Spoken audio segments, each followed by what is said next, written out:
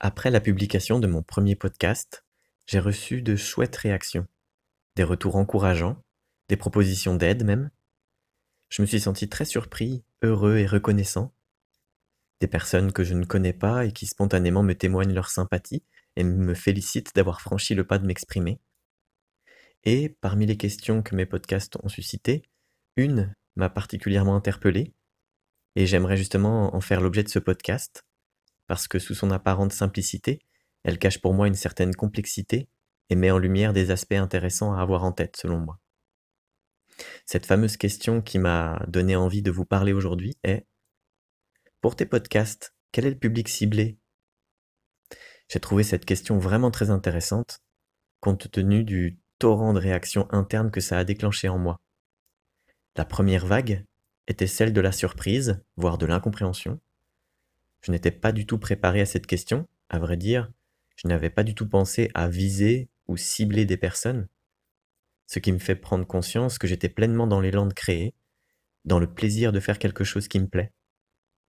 La seconde vague était très agréable, une vague de joie et d'excitation presque malicieuse.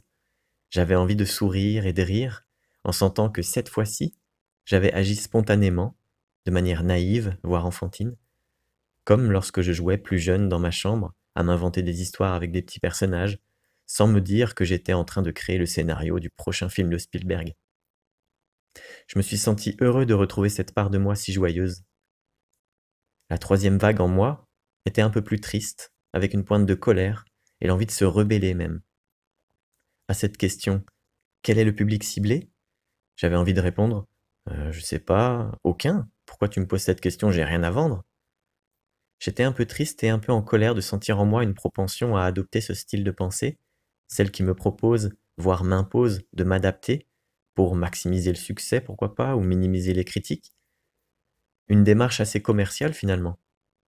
Cette simple question: quel est le public ciblé? M'a permis de ressentir tout ça et je suis content de vous le partager. Ça m'aide aussi à décortiquer ce qu'il s'est passé en moi en quelques secondes. Je trouve intéressant de se méfier de cette part de nous qui veut nous considérer comme un produit marketing, comme une belle vitrine, celle qui nous pousse à produire, à être productif, qualitatif. Rappelons-nous que nous ne sommes pas à vendre et qu'il est important de faire des choses pour soi, même quand elles sont susceptibles d'être vues, entendues, lues par des gens.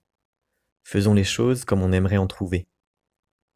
Un dernier point de détail que j'ai bien aimé percevoir: au-delà de ce que je peux vous raconter ici, au-delà des objets créés dans le concret, être dans une démarche ouverte à la création peut changer le quotidien.